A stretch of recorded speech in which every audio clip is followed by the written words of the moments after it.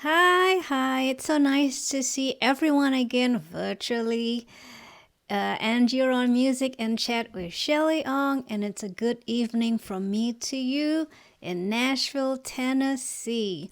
Please say hi in that live chat over there and let us know where you're tuning in from.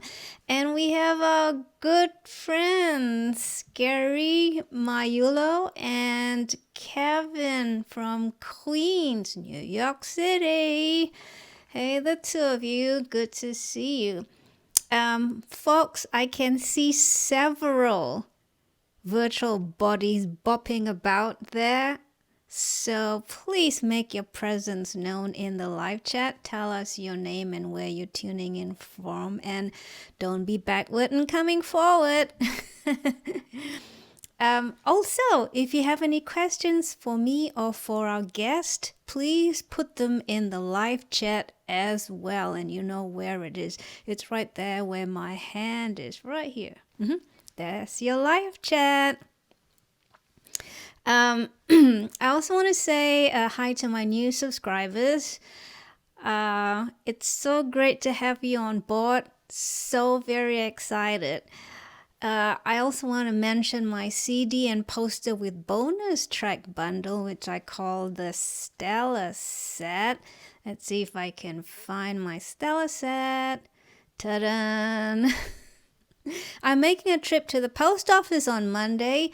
It's my last trip to the post office before I make an actual trip overseas. So scan the QR code that you see there or send me a message and I shall pack them for you.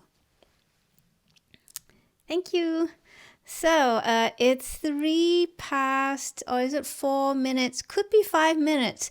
I have contradictory times on all my devices. I don't know why it is.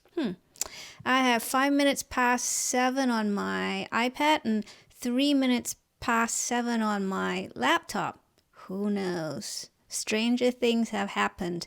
But it is therefore 5 past 9 in Singapore the following morning, which will be their Sunday, which is their Sunday, and 12 noon, 5 past 12 noon in Australia on the East Coast. Who else is out there? Please make yourself known. Don't be backward and coming forward, and I shan't ask anymore. So, welcome to the stream, Music and Chat. Let me play you something like I always do because I know you like to be entertained. I was just telling our guest today, pre-stream, that I shouldn't say I'm playing something for my guest. I should say I'm going to perform something for my guest because that's what I do. And this piece, excuse me, my fingertips are a little cold, so I'm going to rub them together. The piece I'm going to play for you is Frisson, movement from my concerto. That's what I'm calling it, and I'm sticking to it. The concerto is yet to be recorded, formally, so to speak. But I hope to do it very soon. So here is Frisson, you guys. Let me just turn on my theremin cam because I'm going to play some theremin as well. And enjoy.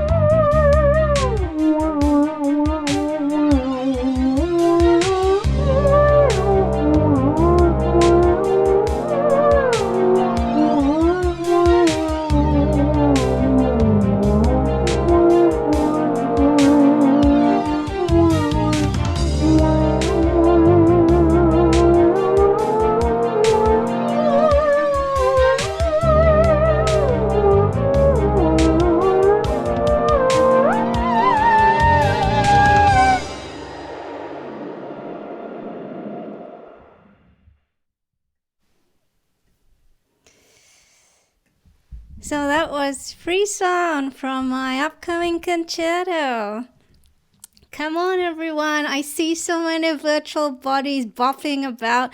Please say hello in the live chat. I used to have a little something that I display up here which would say, please say hi in the live chat and let us know where you're tuning in from. All right. So please encourage everyone to say hi, those of you who have, and I'm going to move on because we have an exciting guest today, Rory Kaplan, and I want to bring Rory in, but before I do, I want to say hi to another good friend of mine, Tom Brisson. Hey, Thomas! I need to call you soon, I think, but thanks so much for joining us. Oh, Rory, he says, awesome. So, without further ado, let's welcome our guest who has a long list of notable adventures, including a gig on the Return to Forever tour. So, I'm gonna bring on my Skype cam and ring Rory. Rory, we're calling.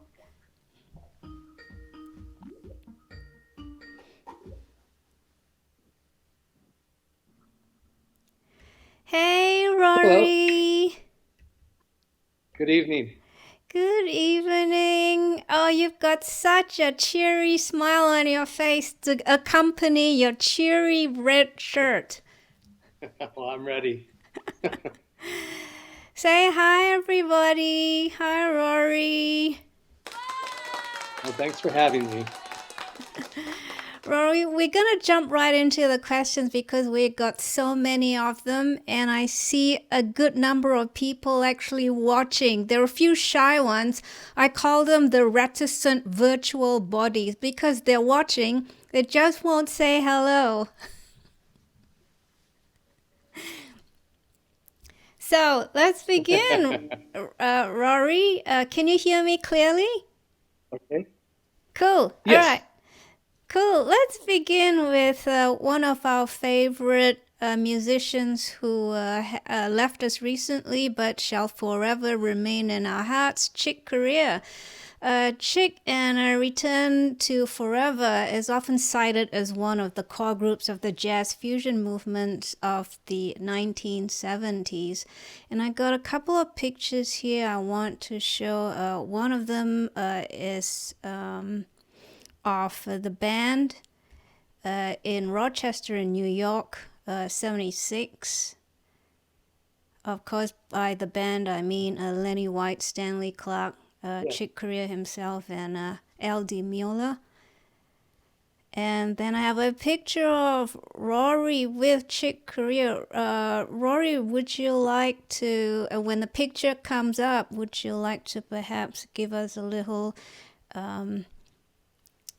bit about this photograph, where it was taken and... Oh, yeah. So I started with Chick in September of 76, and he had just finished working with that version of Return to Forever with Al and Lenny and Stanley. And we just started the My Spanish Heart album. And so I was hired to be his if you will, roadie basically. But then Chick found out I program synthesizers and liked that part of what I do. And high school, I grew up in an area in the San Fernando Valley here in Los Angeles, and it was all our high school musician friends were the Porcaro brothers, Jeff and Steve Porcaro and Mike. And Eddie Van Halen was at Pasadena High School, and Randy Rhoads was in Burbank, and we all knew each other of each other, and the competition was intense. So Steve Porcaro at the time was an art synthesizer guy. I got into Moog, but I was still playing guitar.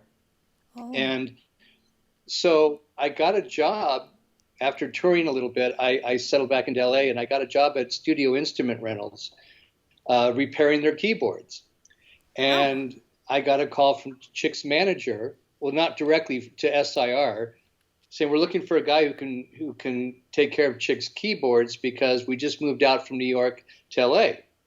So I got the call. My brother called me and said, "You got a call from Ron Moss. He's Chick Corea's manager." And I went, "What?" Because in high school, I think the Return to Forever version, by the time we heard Billy Connors and the early Return to Forever stuff, we were still in high school.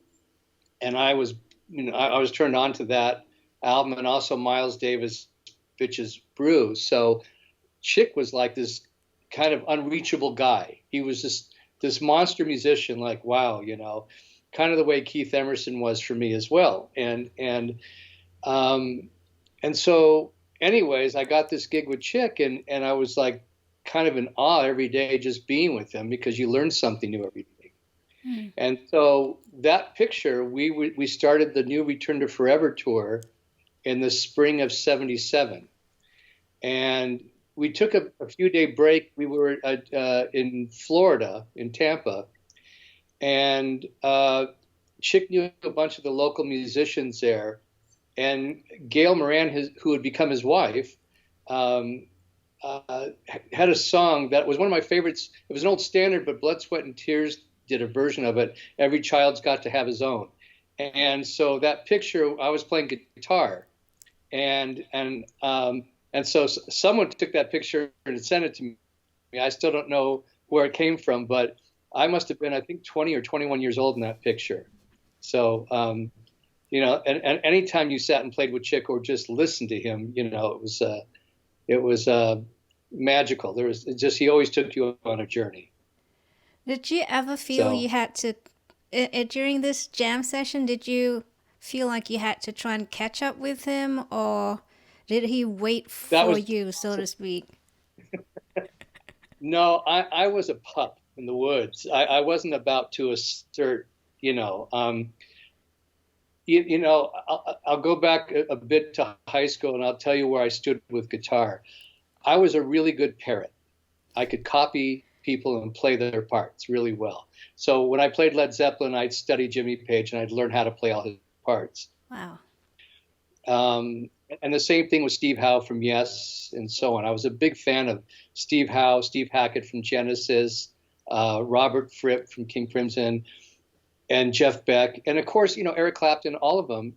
I didn't get into Hendrix so much, not because I didn't like him, but a lot of my friends in junior high and high school when he was out were getting really heavy into drugs, and a couple of them passed away from overdoses.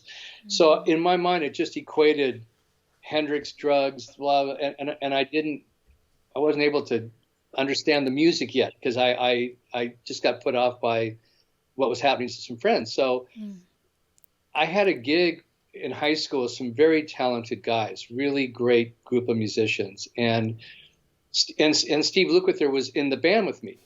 And we played at this high school afternoon concert thing in Van Nuys High School. And I had just got done playing all my Steve Howe, Yes, really fancy guitar. He is like a Chet Atkins kind of crossing rock and Chet Atkins. I loved his playing. And I thought, wow, I did really good. This is great, and Steve Lukather, and I had this Les Paul Custom, and I had a big dual Showman Reverb JBL stack of speakers. And Steve Lukather had a Gibson 335. I remember it was red, and he had a little Ampeg combo amp, an SVT22 combo amp. He hit one note and held on to it, and there was this vibrato he had, and it was like, I looked over at him, and it was like an 80-year-old soul in a 15-year-old body. Wow. And I thought, I mean, I knew, like you instinctively know when you've been around musicians, like someone who's really good and original, and someone who can just put on a record and learn it and play it. Mm-hmm. I was good at learning parts, but it wasn't coming from my own voice. Mm-hmm. And the same thing with Eddie Van Halen. We had a battle of the bands against him at the LA Sports Arena. And we thought we were going to do really good. And of course, after we saw Van Halen, and it was early Van Halen with David Lee Roth, must have been around 73, I think, or 73 or 73 or 74. And that game over. Eddie just was on another planet, you know, and we knew it then. I knew Steve Lukather would be a giant. I knew Eddie would be. And Randy Rhoads, too. We played chili festivals together. You know, in a couple of years before I think he was just joined Quiet Riot at the time. So, you know, it's interesting being around a lot of great musicians, but then being humbled, being a roadie and going to work for Chick. And the whole point for me was I didn't mind because I wanted to learn as much as I could from Chick. And I was not a jazz player like Chick or Herbie or any of those guys. I never learned to play like that. But I did pick up enough to enjoy it, you know. And Chick gave me a lot of latitude in programming his synths. I was going to ask. And that became he taught me work ethic. I was going to ask that too. Yeah, I mean, while a lot of my friends were out, you know, on road and rock bands and having a ball and had 10 different girlfriends in the next 2 weeks type of thing, I was in the studio with Chick, and wow. We were working around the clock, and it went and it was nonstop. So it was My Spanish Heart. Then he went into preparations to write music for the new Return to Forever with Stanley. So then we were in preparations. We went to Caribou Ranch up in Colorado in the middle of the Rocky Mountains. The founder, the guy who produced Blood, Sweat, and Tears and the band Chicago, Jim Guercio, bought this ranch. I think it was about 6,000 square acres. And in the middle of it was this incredible place where there was cabins and this barn, and the barn was converted into the studio. And Chicago did a lot of their albums there. I think Joe Walsh did Rocky Mountain High up there, and a lot of people, a lot of management people came from there, Howard Kaufman, Mark Hartley, Larry Fitzgerald. I think even Irving Azoff had something to do with them up there at some point. And anyways, Earth, Wind & Fire had just been there just before we were, apparently, and we were up there for 2 months doing a Return to Forever album. Right. So loved. I mean, I felt I didn't want to leave, and we did this record, came back, we rehearsed, and we went on tour. Wow. And then the tour was like all spring and summer, and then on the East Coast, we did gigs with Kenny Loggins. We would open up to Kenny Loggins and Fleetwood Mac, and it was their Rumors tour. So we did a lot of shows with him, like I think in Florida and maybe New York, New Jersey, or something like that. And we came back from that tour, and then we went and did another. I think we did Secret Agent album and Mad Hatter album, and then we went back out with the Chick Corea World Tour. No, I take that back. We came back and did I engineered a live tour with Herbie Hancock and Chick Corea, the duet piano tour. Mm-hmm. So and it was a world tour in 2 months. So we played like just about every country in a whirlwind 2-month tour. And it was incredible to watch these guys, like, you couldn't help but like absorb what their energy was. And their work ethic was the same. It's like they practiced, they figured out things. And I learned about Art Tatum, who was another great jazz musician on that tour, because Chick and Herbie would talk about doing this Art Tatum song that it took two of them to do. And they both said Art Tatum did this by himself. originally. And I couldn't figure out how he could learn how to play that way. Yeah. But he did. And so, it's like there's giants that I met through Chick. I met all my, George Shearing and Oscar Peterson and Melter, all the great giants, and Miles Davis, somehow I met them all through Chick, and Herbie being one of my favorites. He's still, I think Herbie's about 80 or 81 now, and I swear he's got the soul of a 16-year-old. Like, he just never ages, and he's got that youth, and always making everybody else sound good. That's what Chick and Herbie did, just watching them both. And so we'd finished that tour, the Chick Corea World Tour. We did a sextet tour. Again, we went to Brazil and came back. And then we did a Gary Burton tour, came back and did a record. And then there was a moment there where I just had a disagreement with his management on how things were going with me. And I just kind of went, okay, I'm going to take a break here. And Stanley asked me to go to Japan with Jeff Beck. So I went to Stanley's tech, but I wound up enjoying, we would sound check and play together and stuff. And I think it was Simon Phillips, one of his big, I think he was like 19 or 20 on drums, and Anthony Hines and Stanley and Chick.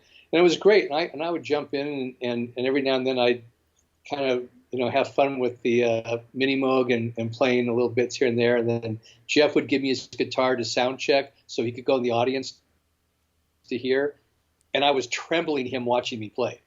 Like those are the things you grow up, it's like Jeff Beck. It's like, how do you play in front of Jeff Beck, But I learned one of his songs enough to play it so he could hear what it sounded like in the house. And I was shaking like a leaf every time I did that. And that was fun. And then it came back, and then, I realized that period of time with Chick was my launch pad, because there were songs I did with Chick that really pushed my ability. There's a great synth. She's current, Elisa Belladonna. She's a synth and performance person. She's really good. Mm-hmm. And she was asking about that song recently, and like I had to remember everything. And it was a very detailed. Chick actually arranged the song. Everything was monophonic instruments except for the Oberheim 8-voice, and we had a polymoog, but all the main stuff was the modular Moog 15, and which did most of the melodies in it. Mm-hmm. There was a mini that we had making water drip sounds. Wow. We had an Oberheim 8-voice that did these big chords at the end, and it was this really deep song, and I loved doing the synth work on that. And there was another one called by Bela Bartok, Bagatelle, that Chick did. And all the stuff on Spanish Heart, Chick did a lot of his programming too. I'm not going to take full credit for it. Mm-hmm. He was really into it as well. Mm-hmm. Were all the parts charted out? Were all the parts notated, or did you have some freedom in interpreting? He gave me a lot of. He had an idea, but he gave me the freedom, to do what I was, especially with those pieces. Okay. And then. It just been like there was a song called El Bozo on My Spanish Heart, mm-hmm. and we used the sample and hold on the Minimoog to do all kinds of great rhythmic stuff, mm-hmm. and that was Chick's idea. I dial it in, but it was Chick's idea to come up with rhythm from that, mm-hmm. and then he does his magic on top of it, and then he did that. We used a modular Moog for the bass, mm-hmm. and Bob Moog built him a little pitch wheel to go into to use as an external wheel to pitch bend and modulate for the Moog 15. Mm. And it was, just amazing to kind of be thrown into the fire, basically. And you learned on the spot. There was no second chances. You got it right or you didn't get the gig, And so, that was a fun era with Chick. And I learned a lot. I worked again later with him, but a lot happened in between that. So I'll let you ask the next question. I can go on forever, but I'll let you take it. You can return forever. Yes. It's a joke. So what did you pick up any tricks from the rigors of the job that has since become part of what you do naturally? Your style or your method? Anything Yeah, I mean, specific? while I was working with Chick, not only was I building all his keyboard rigs, which, like, for instance, like as a kid, when you go to school Mm-hmm. and you're taking geography, Mm-hmm. you don't think about it too much. Some kids love school, some didn't. I was midway. Like I wanted to do something else, but I was in school. Mm-hmm. And I remember learning geography and thinking, this is kind of cool, but I'll never use it. And then once you go on the road and you've done like 18 world tours, you remember every place you studied, and you even did more research and you got into it. That's like And me too. yeah, that's exactly it. It's like you experience life for real. Then you look at what you studied. You got the theory and the practical of your life working together. And with Chick, it was theory and practical. And even one day, I mean, it sounds silly to musicians because I didn't go to school for music. I was self-taught.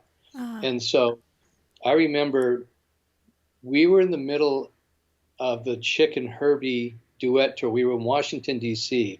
And I remember it was really cold and I had to go buy a jacket. It was like 50, 60 mile an hour winds and about 36 degrees. And I remember just freezing. And we had to go to a consulate because we had to get a visa to go to, I don't know if it Oops. or something. And while we were waiting, Chick looked at me and he goes, "Do you know any music theory?" And I said, "Not really." He goes, "Well, what's the minor third of C?" And I'm thinking, any musician would tell you, "Oh, okay, it's E flat, blah blah blah blah," whatever, and whatever it was. And he said, "I'm going to show you some theory stuff." So along the tour and along the way, he would teach me certain things that I'd go, "Wow," And then things started to gel. And this gets to your question, is that once I started learning certain patterns and certain chords and so on, along with the synth work I was doing, I was just absorbing it, and always thinking the next thing to do. And I was studying. I was working with the guys at Moog Music. I was working with the guy, with Harold Rhodes' team on tweaking Chick's Rhodes to get the sound he wanted. Just always doing research and doing my homework. And there's a lot of good people. There was a guy named Brian Bell who was Herbie Hancock's tech, the way I was with Chick. And we became friends. And he was doing the first Apple E computer interfacing to one of Herbie's keyboards to program change stuff before it was even thought about. Wow. So there were some very brilliant people, that I was learning from and picking it up on. And then after Chick, I got a job with the Crusaders with Joe Sample. Ooh. And then I learned about rhythm. I used to watch Joe, like just his playing was so rhythmic and so beautiful. And I did 3 albums with the Crusaders. I did 11 albums total with Chick. Wow. And it was great, all of it. Like it was. I almost I should have paid for half of it because the education was amazing from Chick, and I always love him for that. It really was amazing. Joe Sample the same way. Rhythm is something that I learned from Joe, and just his choice of chords and phrasing.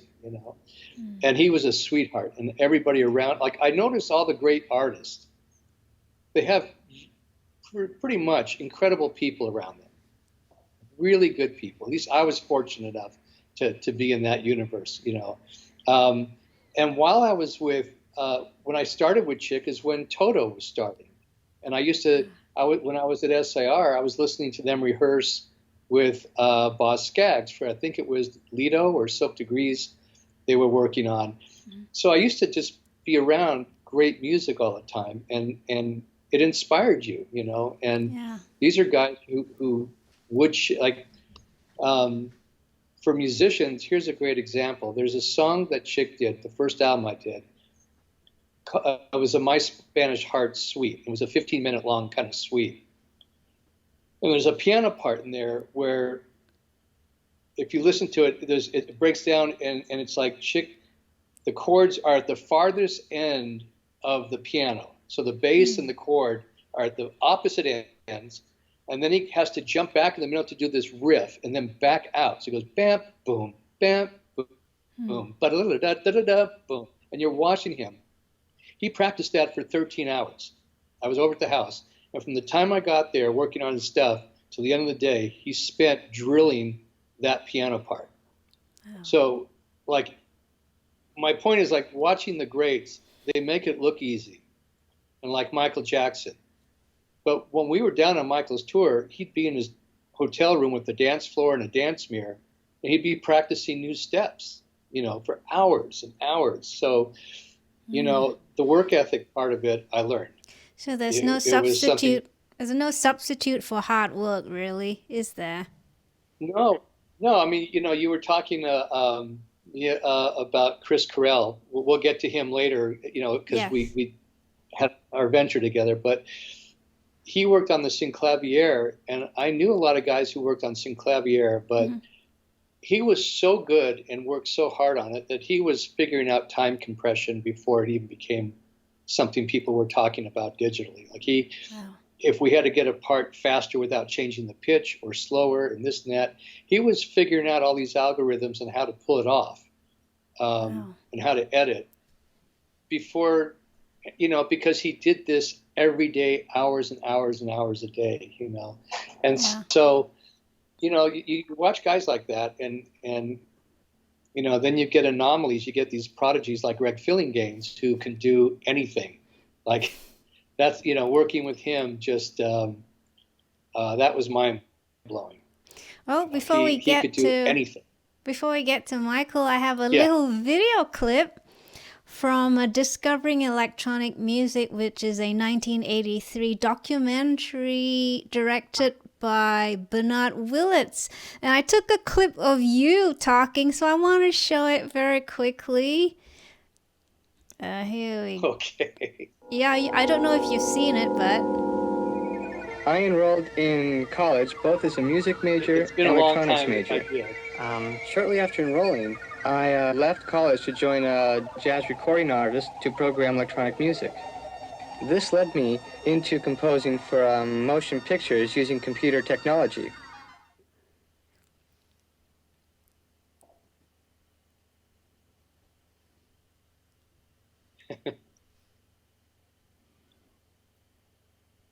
I'll let Rory finish watching the clip. Oh, it's okay. I'm good. It's funny. Yeah, it's you haven't changed too much. Well, I think at Fairlight, I was, I think I was 24, 25 when I worked there. So oh no, go ahead. Oh, you mentioned in the clip that you were a student of music and electronics, and I was curious, what exactly in electronics did you study? Well, it's interesting because my sister came back with, in 1968, I think it was, she came back with an album called Switched on Bach, Walter Carlos. And I heard that album, and I was dumbfounded.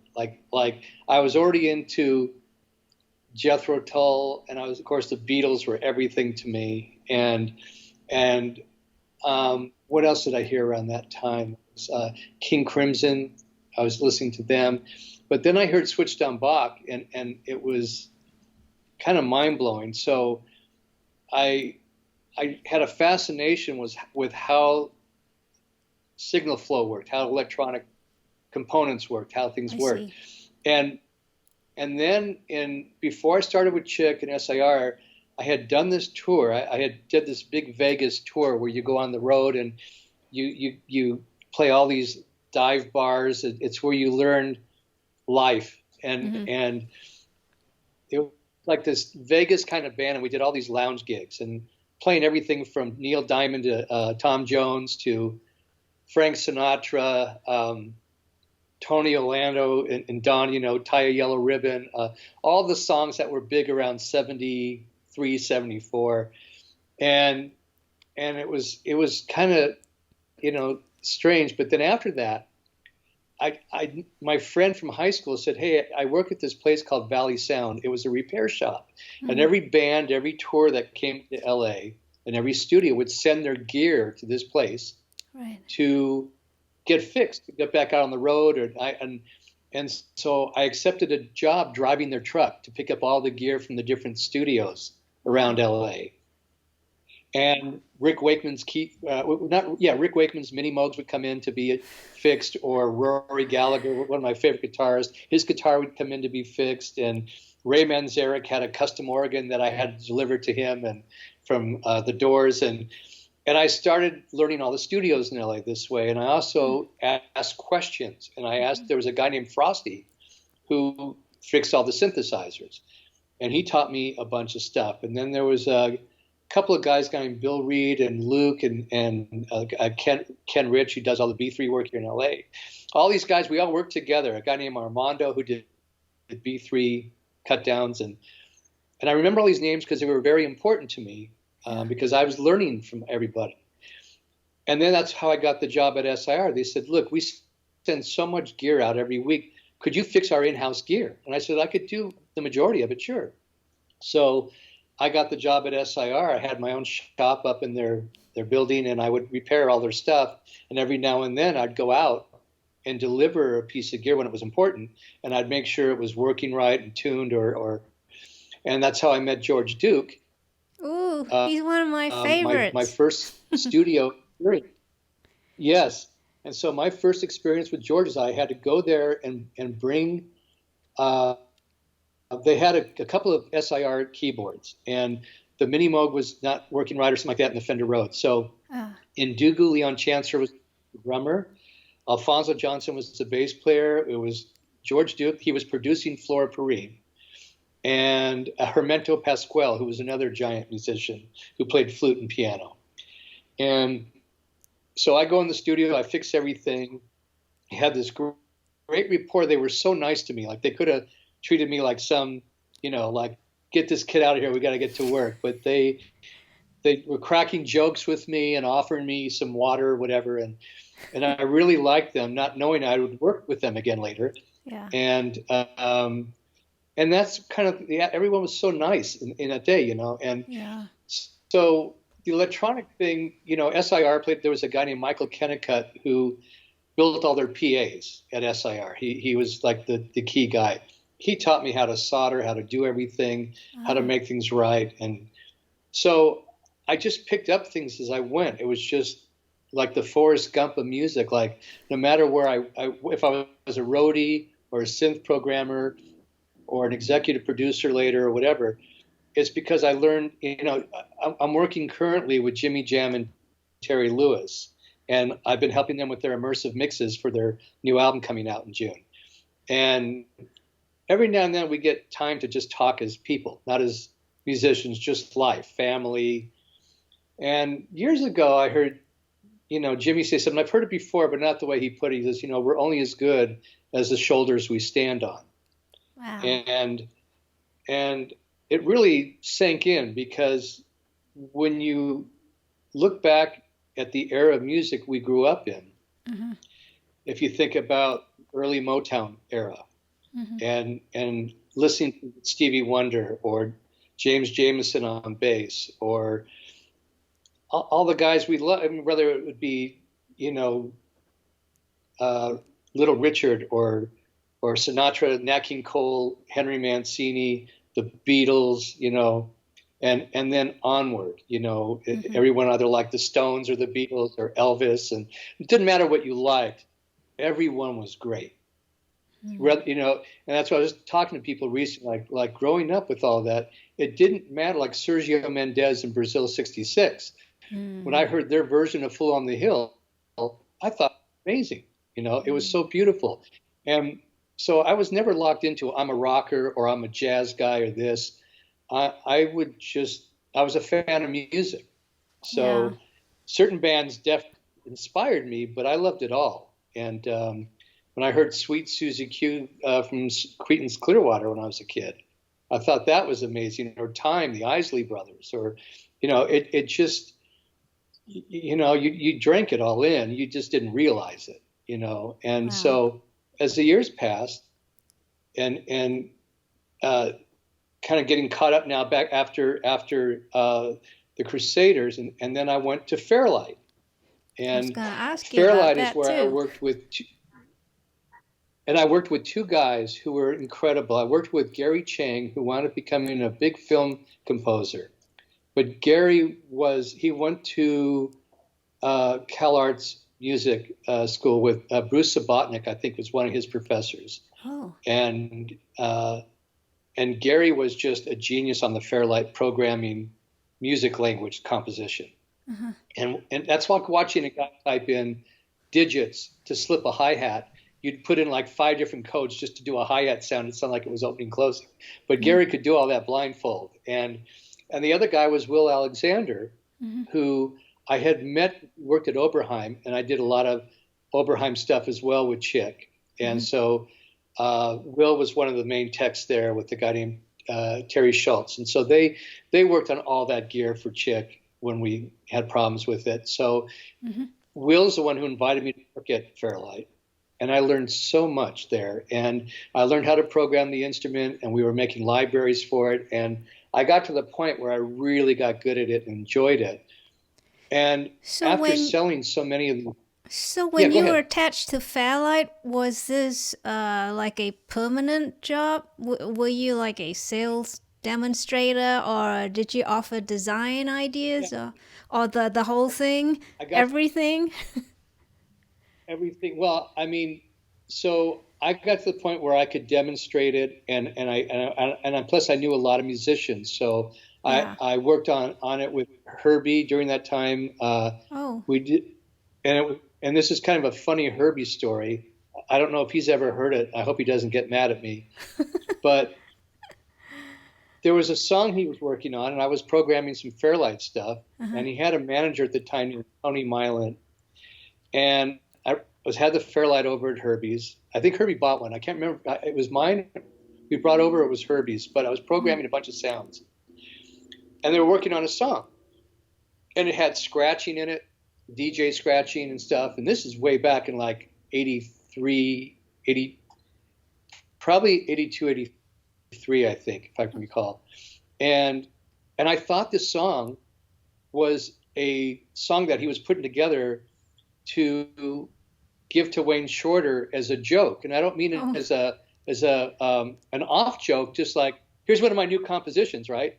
And it wound up being Rocket. It was from the album Future Shock, and it was the big hit with all the mannequins where the legs are moving, and it was that he got a Grammy for it. I thought it was a song that, because of the scratching, I didn't think Herbie was into that stuff. I thought he was doing it to say, I'm getting into scratching and DJ stuff, man. Here you go, Wayne. You know, I thought I was going to go to Wayne Shorter as a joke. And it becomes this huge hit and video awards. And I mean, it was so funny. But some of that on there was the Fairlight I was working on. And wow. But then I met Shelley Duvall, and she was doing her Fairy Tale Theater, which was a series back then that she would do, like the Princess Bride, Beauty and the Beast, and the Nightingale, and all the fairy tales that were really big. And she would get these A-list artists on incredible low budgets. And she had some incredible musicians. Lenny Niehaus was the music supervisor who does all the Clint Eastwood movies with him, arrangements and stuff. We had a guy named Steve Barber who was also writing all the music cues, who was Christopher Cross's kind of co-music director. Right. I'm trying to remember the guy who just passed away a couple of years ago, who was Chris's main guy. But he said, look, we're trying to get the sound of a nightingale. Do you think we could do something on the Fairlight? So we started doing something on the Fairlight to get Shelley's voice to sound like a little bird. But we wound up getting this instrument. It was called a Publison. It was a French effects processor that you could pitch change things and do some fun things with. So we used that on Shelley's voice, but then we became friends. And then Chris was getting ready to go out on tour, and they said, we want to, it'd be nice to have the Fairlight. Could you be our Rhodes keyboard tech and also play? Wow. And Yeah, so I was Rob Muir. That was the musical director, and their drummer. And this is what's kind of fun around this era, because I had already done a tour and became really close friends with a drummer, Tommy Breckline, and Tommy was Chick's drummer on the Chick Corea World Tour, and I was with Chick when he auditioned Tommy in New York. And he's a brilliant drummer. He's been with Rob Ford and so many other great artists. I mean, Tommy's a monster drummer. And he was one of the funniest guys I ever knew.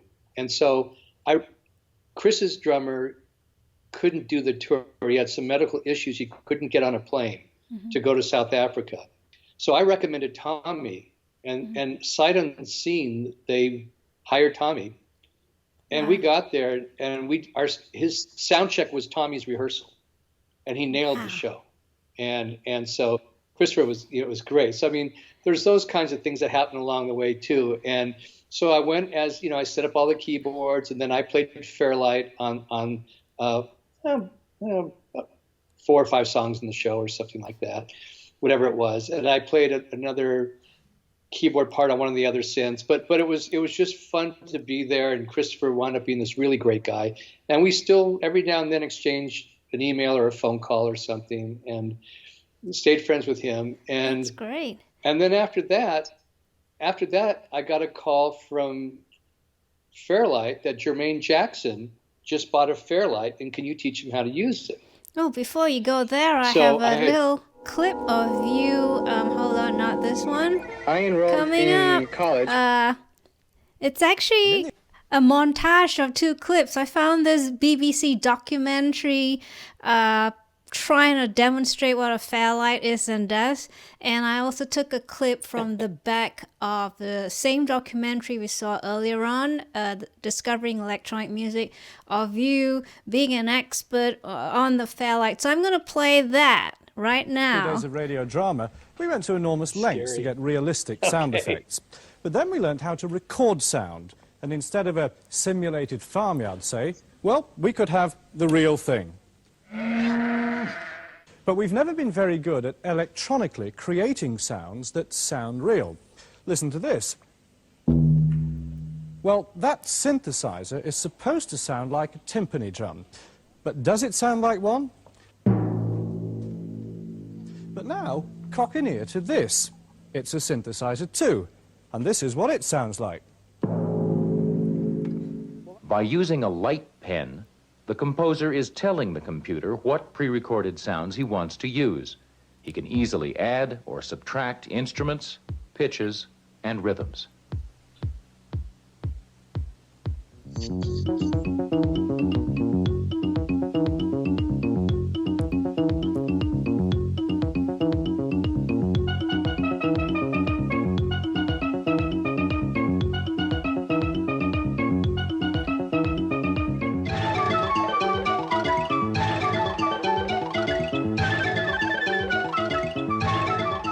Through the use of synthesizers and computers, it is possible to imitate, change, and create sound.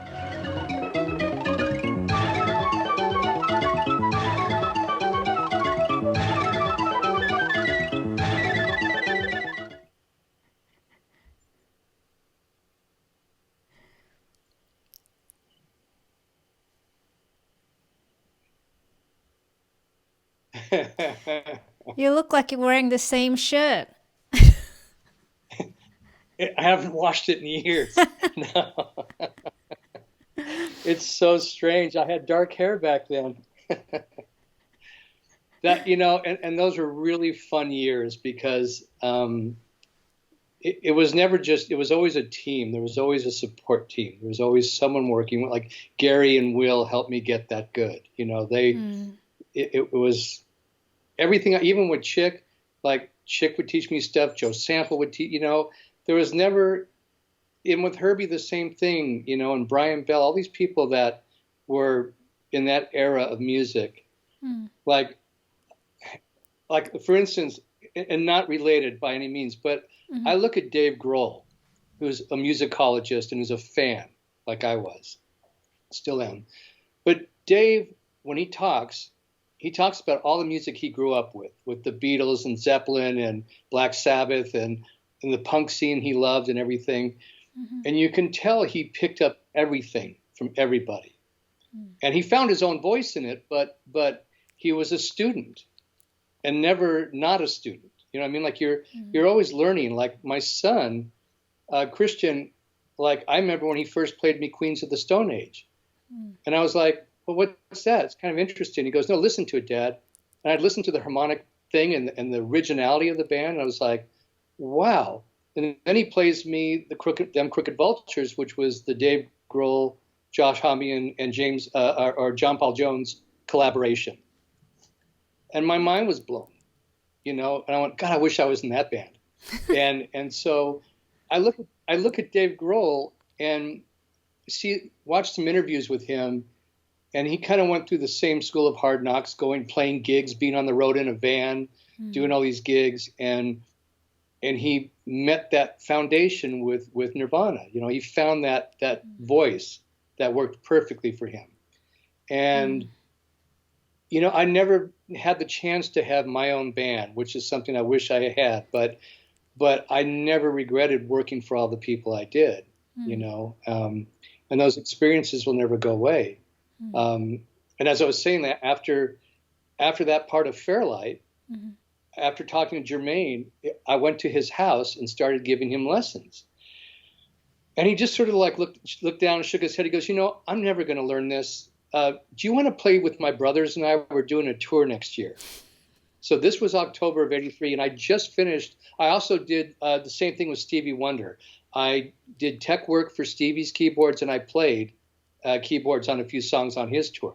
Wow. And so it was a tour that raised the money for the Martin Luther King Day. So we did all these benefit shows and everything to raise awareness, to vote and put in the proposition for Martin Luther King Day as a holiday. Right. So Stevie was really a great, like he was so focused on what he did, and watching him was, I mean, I think there was one night we were playing, I was on stage, it was at Radio City Hall, and I was getting ready to play, it was either Master Blaster or Happy Birthday to Martin Luther King, and I was going to play organ on it, and on Mary Was or Ribbon in the Sky is a song that Stevie played right before that, and I'm at the keyboard waiting to play, and I'm just listening to Stevie perform Ribbon in the Sky, and I'm dripping in tears, like, and I'm on stage, so I'm trying not to show it, but I was welling up with emotion because I listened to all of Stevie's albums, and especially for Phillinganes and Talking Book, when I was on that Las Vegas kind of lounge tour I did, my break was to listen to Stevie records and so on, and those two records just blew me away. And so as I'm listening to these songs that Stevie's playing, I couldn't help it. You know, it's like I was like just tearing up every night we would do that stuff. And so we finished that tour. I think it was October of '83. It was after Christopher Cross, and then like this sort of fall tour. And then I got the call from Jermaine. And so he said to me, hey, you know, my brothers and I are doing a tour. Do you want to go? Yeah. I mean, who didn't love the Jacksons? And so... Tell me something. Anyways, wasn't Jermaine playing bass, though? How did he get interested in playing a synthesizer in the form of a Fairlight? Or was he more interested in the compositional side of it? He was looking at composition and coming up with sounds, and he would sit down at the piano or and come up with melodies and do his own thing. You know, like he loved technology too. So for him, I think it was like, here's the latest stuff. I got to get into this, you know. How much was a Fairlight worth at that time? Or how much did it cost? About $27,000. Similar to the Synclavier then, from what I remember. Yeah. Fairlight for both hot ticket items. And so after that, I remember months had gone by, and in LA here, we had KISS FM radio, and it was a pop channel. It was hosted by Rick Dees. And I remember I was in the car, and it was April, And they said, hey, ladies and gentlemen, you know, we got the biggest tour in the world going out. We got the Jacksons, and we understand they're rehearsing in L.A. And my heart dropped, and I went, oh, I guess they already got everybody they wanted because Jermaine asked me to do it, but I haven't heard from him. Mm-hmm. So I had just written it off. You know, I went, okay, well, you know, I'll go see them when they come to L.A. So it was the second week of May. They'd already been rehearsing a few weeks.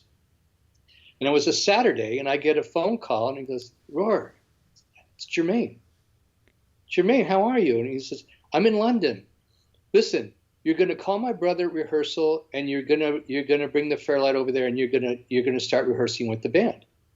I went, what? He goes, call my brother Randy, and I'll talk to you. I'll be flying home Monday, but I'll talk to you. Okay. So I called up the rehearsal. It was a place called Leeds in North Hollywood. And it was where everybody rehearsed. We rehearsed there with Chick. Toto always was there. You know, the Jacksons. You know, most every major band rehearsed at Leeds. It was a great place.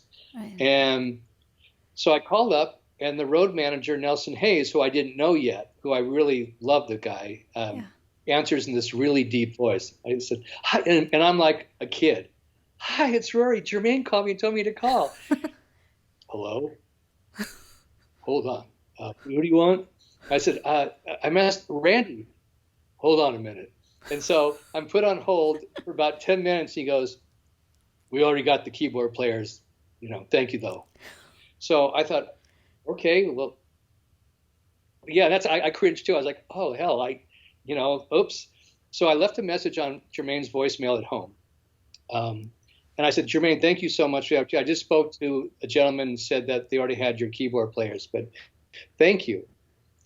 So Jermaine called me the next day and said, Rory, you're going to meet me there tomorrow night. You're doing the tour or I'm not doing the tour. And I was like, what? And I mean, honest to God, those were the words. And I flipped out. I was like, it's going to be interesting. So I show up Monday night and I meet, as soon as I walked in the room, I met Randy right away. He was a sweetheart. Jonathan Moffett was on drums. He was really kind. David Williams, Greg Wright, who was the lead guitarist, he was a sweetheart. Jackie was great. Tito, they were wonderful. Michael wasn't there yet. He was still. Oops. We're frozen.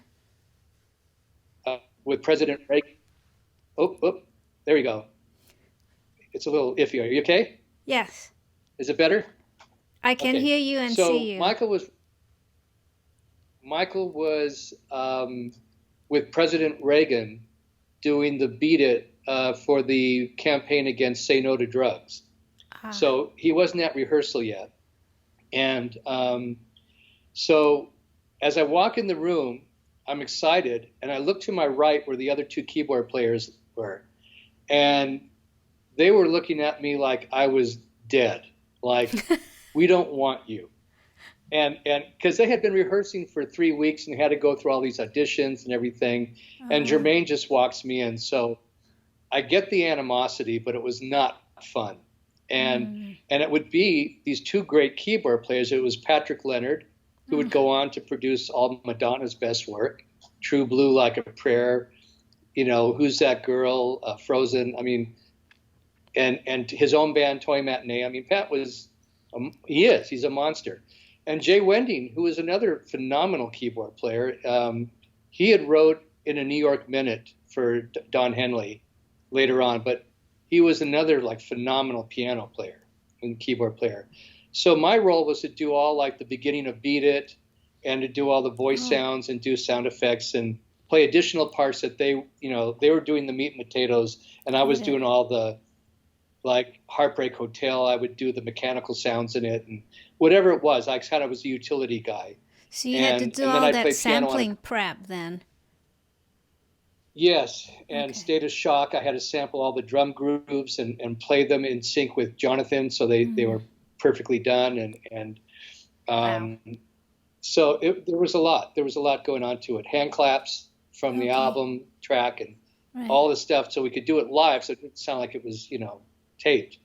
Because those guys could play amazingly. So my role was just to fit in and sew the fabric together, so to speak. You know, Rory, I have a clip of you playing synth lines. I don't know if it's the Victory Tour, but you tell me if it's from the Victory Tour. So I'm going to play the clip right now.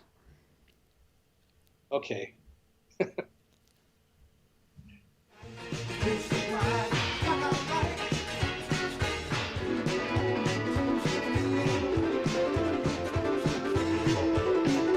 See it correctly.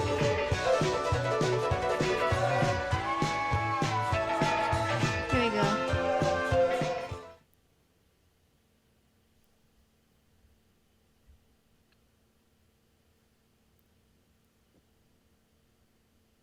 That's Pat Leonard.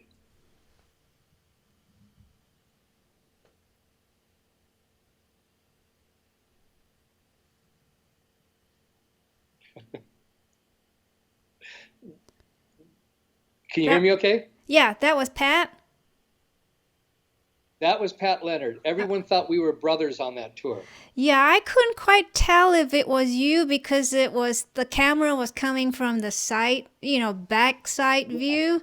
But I thought I'd play for you so that you could, verify whether it was you or not. That was, I think, the song Dynamite. That was a hit for Jermaine. Okay. And Pat did the solo on that. Got it. And so that tour was interesting, and I became, Michael always took me under his wing and took me out to movies with him. We'd go see he took me to see Doug Henning, and also Marlon Brando's son, Miko Brando, was Michael's like best friend, but he was our band kind of road manager. He took the band everywhere and stuff. So one day, Miko, myself, it was one of these moments that you cherish. We got in a van with Michael. He just wanted to take a drive on a Sunday, and we were in Atlanta. We just had seen Doug Henning the night before, and it was 2 security guards of Michael's, Miko, myself, and I think Harrison Funk, who was Michael's photographer. Or the Jackson's photographer. And we went to Skid Row, and we would pull over, and Michael would ask everyone how they're doing, if they're okay. And he had a sense of guys, if they were like, if someone was on drugs, like just spaced out, he wouldn't give them money to buy more drugs. Mm-hmm. But if he saw someone really down and out that lost their job and was hungry, he would give them money and say, get some food, get some shoes, like there's things that people didn't see Michael do that he was really great about. The other thing is, when we were on the tour, especially on his solo tour, he would pay a lot of money to, like, these kids that had terminal cancer, that would be in these, with, anywhere from 4 years old to 14. That they could, if they could be put in a wheelchair and mobily moved, he would pay to have all of them transported to the venue at the stadiums we played or arenas. And he'd bring them on stage for the encores of, like, if we were doing Bad or Man in the Mirror, they would come up and dance with him at the end of the show. And so, that part of Michael I was discovering on the Victory Tour. He was okay. And all the brothers, they were great. Like that was an eye opener because we're playing football stadiums every night, and it was an education, to work with them. And then on that tour, there was 3 different entities. There was Michael with his manager and attorney. There was the Jacksons collectively with their attorney, and then there was Jermaine Jackson with his attorney. Wow. And so you'd watch the business of the tour unfold. And also on that tour, I would meet John Good, who was the drum tech for Jonathan Moffett. And he had been doing all these tours with Frank Zappa and Earth, Wind and Fire and everything to get his company off the ground, which we all know now as DW Drums. And so a lot of good people were always like, we always crossed paths, you know, like we were always, you just somehow, you know, like you just, all these tours you did, all these people, you weren't thinking about it, but you just became friends with them because they were good people, not knowing later in life these relationships would mean something. I did meet Jonathan Moffat at the Next Great American Band competition in Lake Las Vegas. He's a great showman drummer. You know, we had Ricky, well, Jonathan was on the Victory Tour and he was fantastic, you know, and he's fun to watch play. He's definitely a showman on the drums. And so I have a picture that you provided. Oh, sorry, Rory. The first one I'm showing is of Jay, Pat, Nelson Hayes, you mentioned, the Jackson's road manager, and then you, of course, again, you haven't changed. Your hair is still as full and luscious. Oh, yeah, so that's Nelson Hayes is the one I called on the Victory Tour, who told me they already had the keyboard players. And then that's Pat in the middle next to him, and Jay Wendy. And they're brilliant, you know, they were fantastic, and they still are. And I have another picture of you with Pat. Not quite sure who Spanky McFarlane is, but David Williams is there as well. Okay, did you ever hear of Spanky and Our Gang, Little Rascals?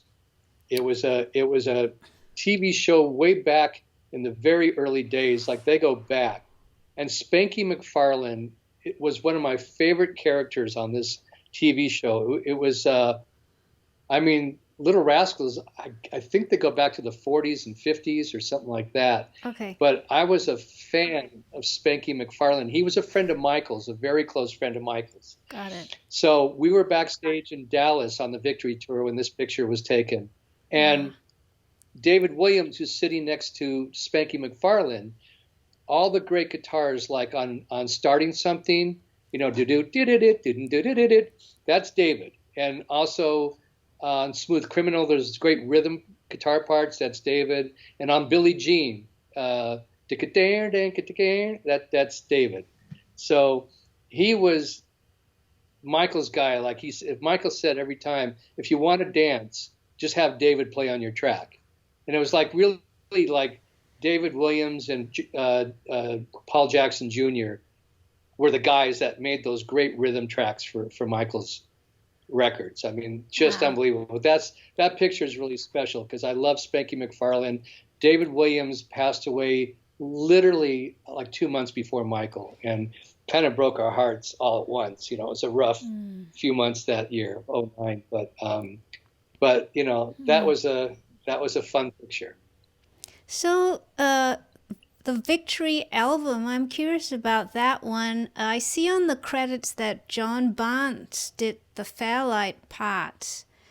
Were you involved at all by that stage or not? No, John bought a Fairlight and I trained him on it. Okay. And it was on the spot training because he bought it in the middle of working with Richard Perry, producing an album for the Pointer Sisters.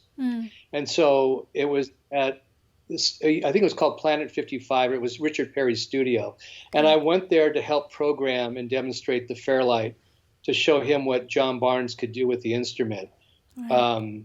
And John was, I loved his work. Like he, and I say that because I love what he was doing. But when I heard Liberian Girl on the Bad album, which is a song he worked on, there are a lot of some of the sounds were the sounds we had at Fairlight when we were making catalogs and sounds and stuff.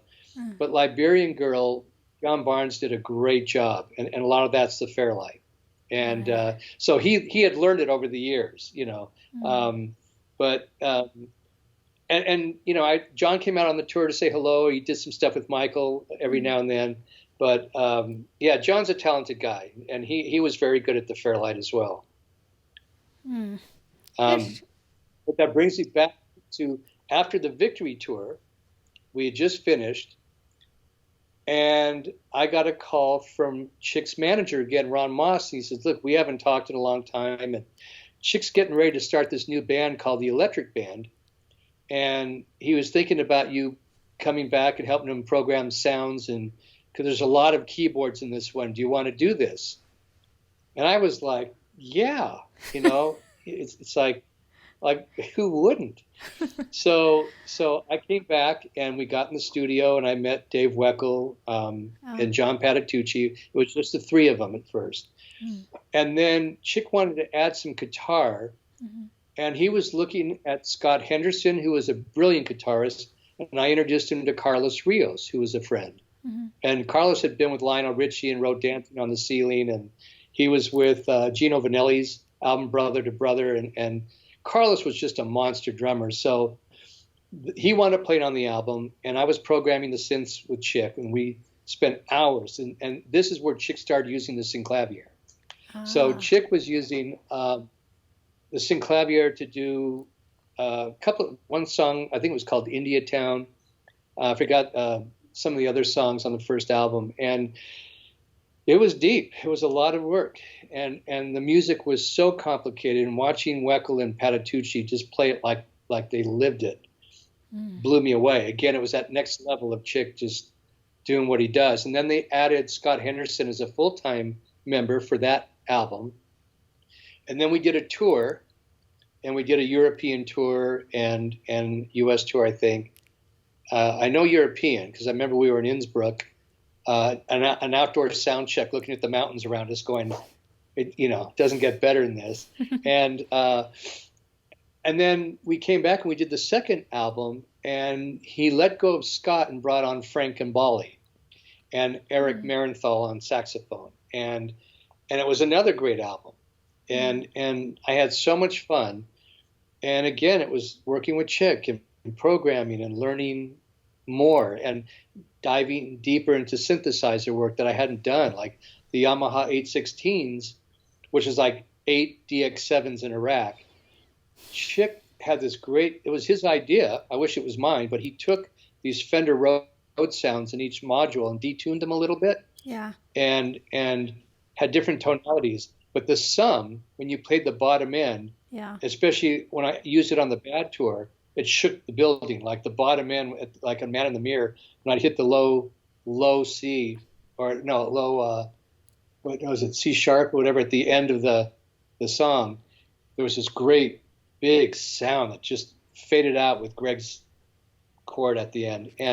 And so I learned all this stuff from Chick doing that, and kind of working with that stuff. I had a combination of some of Chick's stuff and my stuff on the Bad tour, which is, we'll get to that story in a minute. But so I learned all this stuff again from Chick, and we finished that tour, and we were almost done with the tour, U.S. tour, with the new band, with Frank Gambale on guitar and Eric Marin. And I got a call from Frank DeLeo, who's Michael's manager, and said, Michael's thinking about doing his first solo tour. Do you want to do the tour? And I'm like, yeah, I'm Chick's keyboard tech. I want to go out on tour as a keyboard player with Michael. Yeah. So I gave Chick 2 weeks notice, and we got a really nice guy in. I think his name was Mick. I taught him how to set up all the Chick's keys and program change for each song and all that. Wow. And it was great. And I flew home, and then I called Michael's office, and he had an assistant named Candy at the time. Oh. And I said, hi, it's Rory. And she goes, hi, Rory. And I said, Frank told me to call. And she said, well, listen, I can't say anything officially, but unofficially you got the gig. Oh. And I screamed like a little girl. Like I was just so blown away, just because I was still a fan of Off the Wall. Like, I know Thriller was the big album for Michael, but Off the Wall turned my head around. And it also introduced me more to Greg Phillinganes playing, and also Michael Boddicker, who's been a friend and a brilliant synth guy, and I mean, all the musicians on Off the Wall were just mind blowing to listen to. So now I'm going to be playing all this music with Michael, and it's going to be Michael's show. It's going to be different than the Jacksons. And so then this is where I got a call the next day saying, okay, Rory, you're going to go and you're going to audition all the guys for the band. Michael wants you to put the band together. So I set up at Leeds. So this was on top of Greg and whoever else was already there. You had to add to. Yeah.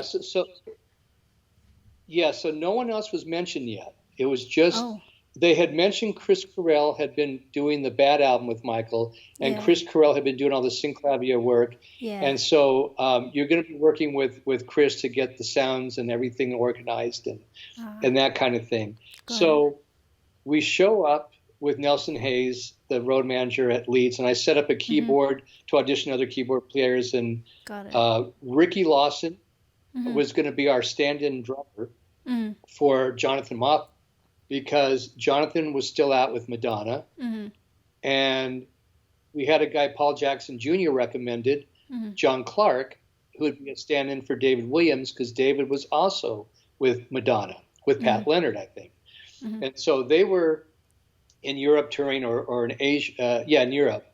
And Ricky was the drummer on the Stevie Wonder tour I did. So I already knew Ricky, and he also had me play Fairlight on the Yellow Jackets albums with him. So Ricky was just always alive and bubbly and happy, and he was that guy who just made you feel good all the time. And John Clarke was this kid who was a student of Steve Lukather's. He studied Lukather and David Williams, and he had this great attitude, and he was so wonderful. So that was the beginning. So then we started, this is kind of a funny story, and Chris Correll will remember this, or if you hadn't talked to him about this, but we had to audition guitar. Michael wanted a female guitarist. And by the way, at this point, we don't hear anything about Greg Phillinganes yet. The precursor is that Greg and Michael's management were working out their business deal, but it hadn't been official yet, so they couldn't say anything. So just in case things didn't happen, we were auditioning all these A-lister keyboard players that were incredible. And so in the meantime, we were auditioning these girl guitar players, and some came in with the shortest skirts you've ever seen, or and pardon me, but as much cleavage as possible that could be shown. And one came in with a clavitar, thinking that meant she was a guitarist. And a clavitar was like George Duke. It was the electronic portable keyboard that triggered a synth. And half of them couldn't count to 4. It was just like you couldn't play to a rhythm. And so we just smiled. You don't invalidate anybody. You thank them for coming down and so on. We were getting kind of tired of it. So Nelson had the great idea, of Nelson Hayes, to call Musicians Institute and send us over to your best female guitarist. And Jennifer Batten shows up with a gig bag over her shoulder and glasses and a Pendleton that was like that much further than her hand, like, oversized clothes. And she shows up, and I said, you want me to play and accompany you? And she goes, no, I'll just do a little jazz thing. So she played some Barney Kessel guitar riffs, and I was like, okay, jazz, all right. She goes, I'll do a little R&B. And she started playing a little funk R&B, but it wasn't quite David Williams. Then she goes, I'll play some rock. And she did Eddie Van Halen's Beat It solo, as good, if not better, than Eddie. And I don't mean that derogatory to Eddie, because Eddie's the king. But my point is that she did it so well, you couldn't decipher the two. And I was videotaping this for Michael. And I was so blown away. As I'm watching her, I'm unconsciously putting the video camera down to my feet because I wanted to watch her. And that night, I went over to Chris Correll's house, and Michael called while we were there, and he said, I just saw the guitarist Jennifer. I'm hiring her. I'm going to send her to Beverly Hills and have a makeover and blah, blah, blah, and she's the one. So Chris and I were cracking up because she was so good. So she was the first one hired from the auditions. And then Don Boyette, who had been working with Lionel Richie, there was a couple of really good bass players. But Don had a great rapport with Ricky Lawson, and I think and he got along with everyone. He was a sweetheart. So and he also looked great. He was very statuesque, tall. We called him Treetop because he was so tall. And then about 3 weeks into rehearsals, the back door opens and in comes walking Greg Phillinganes, and he goes, "I'm here," and everybody's jaw hit the floor because Ricky and Greg grew up together in Detroit, so they've known each other since junior high school, and so it was a family already. Like it was an immediate family. We were just really close. Everyone was supportive. And then I had this incredible road crew. You can't not give credit to the guys who made you look good. I had a guy named Tim Meyer who was brilliant. He worked for Cooper Electronics. And the MIDI switching boxes we used for Chick were built by Tim when he worked at Cooper Electronics. And Tim and I rebuilt one of Chick's mixing boards to have all his stuff normaled into the keyboard from, so he had this great mixing console that just all the cables were in one thing that came up to the back of the board. And Tim and I spent weeks doing that together. So Tim was a natural to ask to do the tour. We had a guy named Eddie Reynolds who was known in Los Angeles for taking all the studio Fender Rhodes, making them quiet, sound better. And he was just an amazing technician. He was on the Victory Tour as well, but we got him on the Bad Tour, which was phenomenal. So while Greg was taking over now, getting all the music together. So he took over your music director role? Because from what I understand, you're saying that you're kind of like music. Yeah, so I start off as a musical director, not in the sense of Greg Phillinganes, but just getting the band together, going through the basic parts of the songs and getting everybody kind of oriented to what we're going to do. When Greg came in, it just elevated like, I mean, when I don't know how to explain it, but it's like being at the bottom of the Empire State Building and you go, God, I made it to the lobby level. And then Greg comes in and he's already up at the top of the the tower, and because that's where he brings everybody. He was the perfect musical director because he had no ego. Like if I was playing a horn part, he didn't say, "You're doing it wrong. Let me show you how to do it." He would quietly come over and say, "This is the harmony part. You hear that other part? Here's how you would play that. You can do the harmonies, Rory. You can do this on the song Bad. I did the horns." He goes, "And here's the harmony, and here's how this works." And he'd show me the fingering. He goes, "Just take a little time and work on it. I'm going to work with the other guys on this." Wow. So he would never put you on the spot in front of someone and say, "What are you playing? That's wrong." Like he wasn't one of those guys. Or he would step aside with Jennifer Batten or Jon Clarke and say, "This is more David's approach," or he wouldn't say anything. He just let him fly, But Greg was a mentor, kind of the way Chick was to me. He enhanced everything instead of, trying to make anyone wrong or show that he was the king. We already knew it. we already knew, who Greg was before he walked in. So having him as a musical director gave me the time. And we spent a lot of 24-hour days. We had to build our rigs from scratch, program everything. And Steve Porcaro, speaking of which, taught me before the tour started, Rory, read every manual for every piece of gear you have. Get a yellow highlighter, and because every synthesizer had a different nomenclature. Like Yamaha would say a patch was, it was the sound. But on a Roland piece of gear, it would be a tone. And to get a patch, you'd have to put these tones together, and you'd have to do this to create a patch, and so on. And I had every instrument that was available in a rack mount unit on that tour.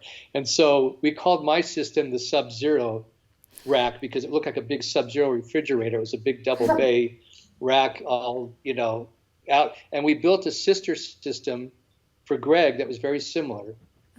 And all the guys, just put hours into it. Tim Meyer and they'd hire people from outside to come in and wire this stuff because we only had a short window. The band started rehearsals July 8th of 87.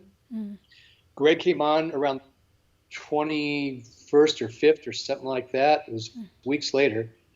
And then we had full band rehearsals and everything, and we were on the road by the 1st of September. Wow. So we didn't have like months of rehearsal.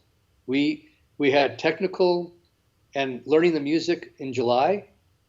We had the first week of August in Hollywood. It was called Zoetrope. It was Francis Ford Coppola's studio in Hollywood, where we set up the stage and some of the PA. We didn't have a full light thing yet. And then after we were really getting locked in, we moved everything to Universal Studios, so we had the space to set up the whole sound and lights and everything to run it through. And then we went to Japan, right away.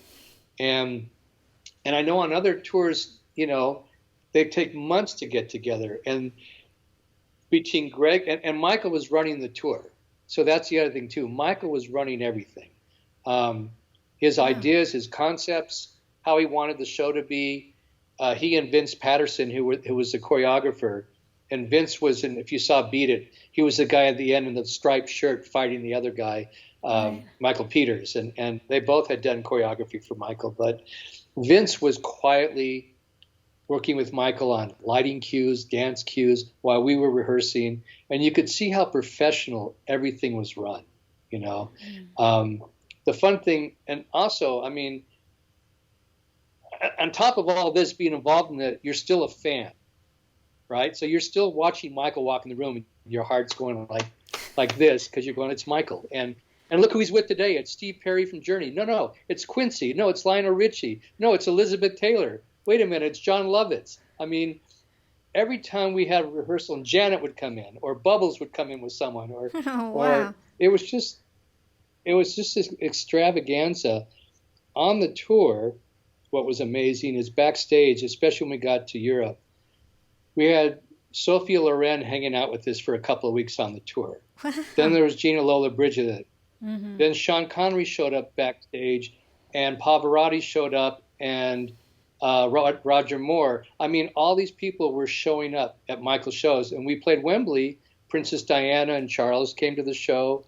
Eric Clapton, because Greg had worked with Eric Clapton, and they were friends, and Phil Collins. Just everybody in the industry would be there, and it's and one of the funny stories that relates to Jimmy and Terry, which sews it to now, is on that tour. Yeah. There was 2 shows we did where I met Jimmy and Terry. We played at Madison Square Gardens with Michael. It was a benefit concert for the United Negro College Fund, and Jeff Bridges was in the audience. I think you two were in the audience, and it was like high ticket. It was a high ticket show, but it was all for a good cause. And so, anyways, after the show, I see Jimmy jam. And I was already seeing him, with interviews with Prince, with The Time, with just his work with Janet, with Control. And I was like, wow, we jam. So I said, I don't think I said Mr. Jam. I think I said Jimmy. And because I just thought it was a nickname. I didn't want to say, because his last name was actually Harris, but I didn't know it then. Yeah. So I said, Jimmy. He goes, hey, I said, would you like to see the keyboard rig and the whole setup backstage? He goes, yeah. So I brought him down to where all the racks of gear were and showed him. And he was so nice and polite and gracious. And I just went, what a great guy, And so a couple of weeks later, we play in Minneapolis. And we're backstage, and I see Terry Lewis. And he's really quiet in the back of the room. And I wanted to say hello, but he was very intimidating to me. Like, I thought, he doesn't want to be bothered. And I don't want to, I didn't know him, and so I didn't want to come off like, hey, I'm with Michael, and how are you doing, And I just thought, I'm going to let it go. And years later, I kind of became friends with him around 2011, 12. I was working back at DTS. They came down. And over the years, Terry winds up being the one that I sit and have these talks about life and just his take on the world and music. And I see why Jimmy and Terry are partners without a contract. They're inseparable brothers with trust, and I've never seen trust like that in this industry. Like, our industry is full of people who are trying to tear people apart, take a piece of your publishing, your money, your this, your that. And these guys are so supportive of each other, and they both have their own talents that make that team amazing. And then they had Clarence Avant as a mentor to bring them into the fold, you know. So, and if anybody is watching that's in the industry that wants to know how this music industry works, Netflix has an incredible documentary called The Black Godfather. And it's story of Clarence Avant and how he helped Quincy. The guy launched so many careers because of his genius and his kind of no BS attitude towards getting to the bottom line. And so hearing Jimmy and Terry talk about Clarence Avant, I've heard about Clarence Avant since I was 19. I think when I was at SIR, I'd be at Leon Silver's studio and I'd hear his name mentioned. And I was friends with Kerry Gordy, still am, Barry Gordy's son, and I'd hear Clarence Avant's name. And all the years I'd hear his name but never knew who he was. He was like this mythological guy who sort of like kept the business subworld in the clear. And I finally found out who he was. And he touched Michael's career too. Like, he was a big part of helping out on an album project, which you'd see in the documentary. But it's kind of the blessings of being in this industry in that era when you got soaked it all in. You know, I never felt beneath anybody. I never felt above anybody. But there were people who were like Greg Phillinganes, Michael, Jimmy Terry, and Jeff Beck, Stanley Clarke, Chick, Herbie. You look at them and Steve Lukather and Eddie, and you know, you look at your history and you just go, I'm still in awe of these guys. Like, it's not like I've done all that stuff and therefore I don't have to worry about that. I still listen to everybody, and I'm still a student. You know, Moog just sent me over an app for a Moog 15 for your iPad or phone. And Lisa Belladonna was helping me. I forgot some of the stuff, so she was helping me, and I was learning and coming up with patches for it for the release of their app.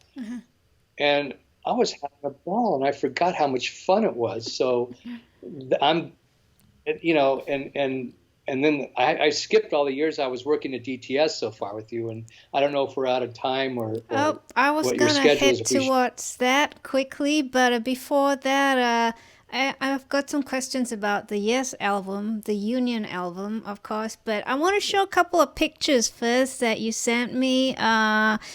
Here we go. The Bat Tour Band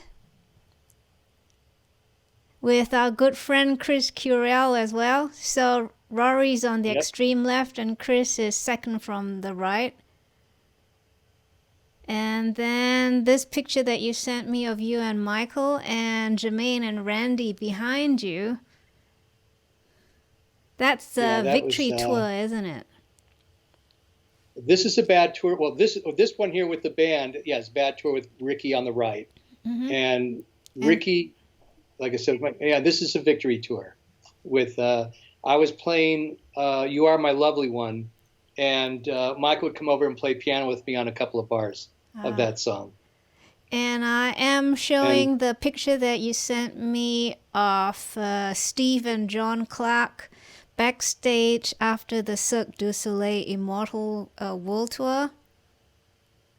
Yes, so the night before this, they just announced the Michael Jackson 25th anniversary DVD audio set. And so Karen Langford and John Branca, who run Michael's estate, put together a reunion for us to see it at the Sony lot. And while we were there, they invited us because the Immortal Tour was in LA the next night. So we all went to the show, and that's Steve Porcaro, my old high school buddy, and Jon Clarke, who I was mentioning. He played guitar with me both on Michael's tour and Donny Osmond's tour. Got it. So let's move quickly on to the Union album. I've got some pictures of the current and previous members of Yes and the Combo that were assembled for the Union album. So most of us know that Yes is considered one of the most successful, or one of successful, influential, and longest lasting prog rock band, and they emerged from London in 1969. And here are just some of the current and past members. Anyway, so for the Union album, they brought them all together to work on it. So we have Jon Anderson, Bill Bruford, Rick Wakeman, Steve Howe, Chris Squire, Trevor Rabin, Tony Kaye, Alan White. And I understand, Rory, that you worked on the studio album as additional synths. So I've got a cover of the Union album here. Well, I'll tell you the story. In 1990, I had a friend who's another brilliant producer, songwriter. His name is Rhett Lawrence. And Rhett had produced the track for Mariah Carey, Vision of Love. And Rhett bought a Fairlight for me when I was at Fairlight. And Rhett was an incredible producer, songwriter. He started off in the gospel world with BB and CeCe Winans, I think in South Carolina or somewhere, and came out to LA, bought a Fairlight, and all of a sudden his career took off. And he had been working with Jon Anderson, and Jon was working on an album with Vangelis, and Rhett wasn't available. He'd become a big producer by this time and busy. So I said I would do it. And you have to understand, I went to 16 concerts of Yes at the Whiskey Go-Go in LA. I was the biggest Yes fan probably in LA. You know, I mean, just Steve Howe was it for me, Tony Kaye, Rick Wakeman. I mean, these guys, Bill Bruford, I mean, you know, all of them actually, Chris Squire, the whole gang were just amazing. So my best friend Bill Forth turned me on to these guys, and I become this big fan. And I get this call from Rhett, I can't do this thing with Jon Anderson. Can you do this thing with Jon? I said, yeah. So I meet Jon Anderson at his house. He was living up on Mulholland at the time, in the hills up in Hollywood. And he was playing me the demos of this track that he had written with, or that Rick Wakeman had played piano on. And I'm going, well, Rick Wakeman, I mean, Jesus, I don't know if I can top that. You know, it was really a beautiful piece. So I put the whole track together, and I sequenced it all. I had an Akai MPC60, and I played all the piano. I pretty much listened to what Rick was doing, but just felt it myself, but interpreted Rick's presentation. And then I did all the sequencing of all the sounds and bells and bass parts and percussion stuff and all the drums. Wow. So I put on a cassette. Jon said, great. So I went to Motown Studios in Hollywood, and I met this engineer, David Tickle, who I had known his name because years before, by the way, before Fairlight, I was signed to Michael Chapman, the guy who produced Blondie and the Knack and Pat Benatar and all those albums. So I was signed to a band, and David Tickle was his engineer. Now, the band I was in, we had an engineer named Lenise Bent, who did our album, but David was doing all the Blondie and all that stuff. So we finally met. We heard each other's names for years, and we become instant friends. And so all my gear with Michael's in the studio now, and I push the button, and I'm playing all the parts. I overdubbed a few parts. And then Jon brought in a bass player. I think this name was Eduardo, and a guy named Steve Hahn to do guitars. Right. And it was just this amazing piece. So I was really happy. I played with Jon Anderson. We became friends. And then I get a call, like, I think a year or two later, and Jon says, hey, Rory, what are you doing? In his great high voice, kind of like Michael, that sort of resonant high voice of Jon Anderson's. And he said, we're doing this album with Anderson, Wakeman, Bruford, Howe. You know, it's not Yes. We're doing it as a separate thing. And we want to modernize our keyboards. Like, we love Rick, but we want to add more stuff. And I'm going, It was an awkward feeling because Wakeman, I idolized. He and Keith Emerson and Chick and Herbie were up here in my universe. And so and the guy from Jethro Tull, I forgot the keyboard player's name off the top of my head, but these guys to me were geniuses. And so I'm going, Rick Wakeman, how am I going to replace Rick Wakeman? So I said to Jon, I know what you're looking for, I can do it, but can I bring Steve Porcaro with me on this? Because I know Steve's going to come up with the things I can't do. And he said, yeah. So Steve met, and we went to David Page, the founder of Toto. He had a studio at his house called The Manor. So they gave us the 2-inch tapes. Steve and I parked ourselves at The Manor for about a month and a half. And so we worked on 8 songs originally, not knowing that, yes, with Chris Squire and Billy Sherwood and Alan White, they were working on something else. And so, and Tony Kaye with them. So I was doing all the Mellotron parts that Rick would have done. A song called I Would Have Waited, Shock to the System, and Dangerous were the 3 songs that wound up on the album. Steve was brilliant. He had vocal samples of Jon Anderson, like a big group vocal thing. And he was listening to Take 6 harmonies. And he somehow was able to get Jon up to sound like Take 6 and have John's voice on top. And so you'd hear these backwards sort of whoop, whoop, whoop, whoop, and these slaps of vocals, which Steve did on the Akai sampler. But he was just so brilliant at what he did. And then, so I did, and then on Steve Howe's thing, I would double Steve Howe's guitar solos on the Minimoog. So I'd listen to the Minimoog, listen to it, soloed it up, learned every line, and then I would, I think it was Shock. There were these one-off lines that Steve Howe did that I would double it on Minimoog. And when I got done, I was like, wow, because kind of reminded me of a little bit of a Jan Hammer thing, and I was Jan Hammer fanatic. I mean, like I said, you can't, all these artists were just, anyone who's a musician that was into music, those artists were all inspirational. So when I got done listening to our overdubs, I looked at Steve and I went, I think we did this. I don't want to overshoot the runway. I think we got what we needed. So we turned in all the tapes, and Jon was really happy. And his producer, Jonathan Elias, at the time, who did that album, there was some controversy over the album because a lot of people in the Keyboard magazine was, for months, Rick Wakeman was saying, I take it as a compliment. Look how many guys it took to replace me. And there was it was embarrassing for me because I felt like one of the bad guys because I was a Rick Wakeman fanatic. But at the same time, we did what we did. But, you don't really replace Rick Wakeman. You just enhance what the track needed. And really what I did, I think Rick would have tore it up.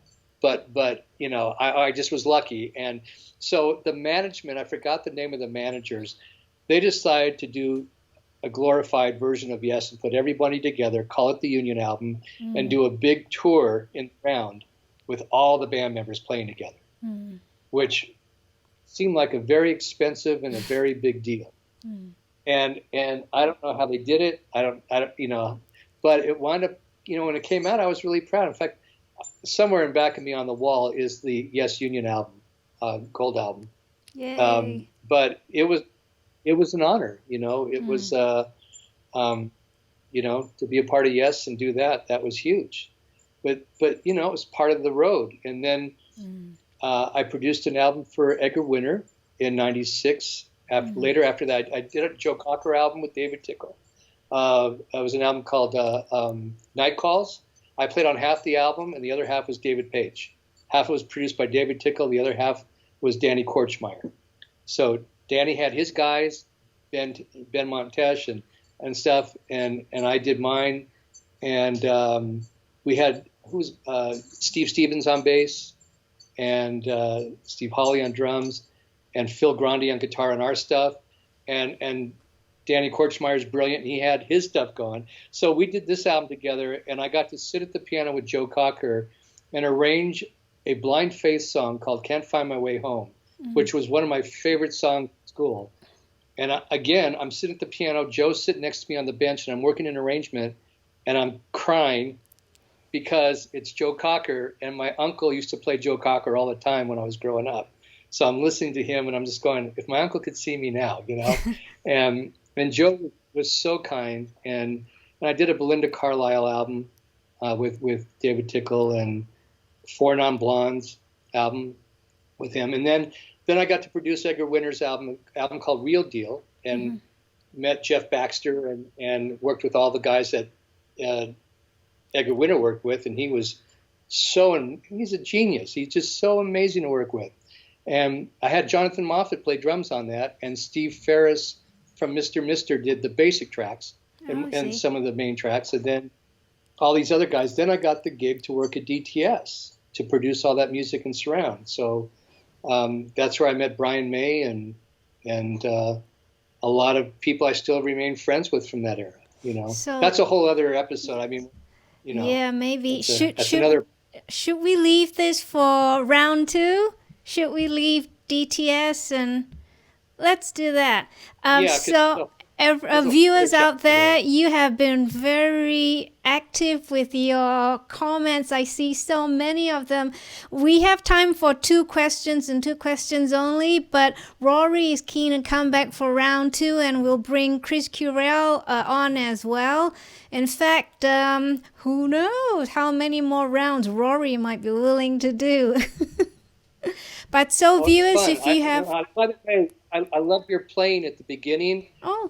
And the camera view was it looks like your keyboard's reversed, because I've never had a pitch wheel. It looks like it's on the right side of the screen instead of the left. Yeah, it was mirror imaged. I was wondering. Okay. Yeah, it was mirror imaged. How are you doing that? But it was beautiful, by the way. Oh, thanks, Rory. I really appreciate it. It means a lot to me coming from you. Thank you. Absolutely. And I believe in hard work as well. I practice every day, and I try different things just to see if I'm still contented with it. But I'm never contented with anything anyway, so I'm always trying new ideas. So thank you. That's what artists do. Viewers, no questions? Really? I think they're stunned. I saw a few comments with, "This is the best live stream ever." I mean... Well, listen, I really appreciate it, you know. I'm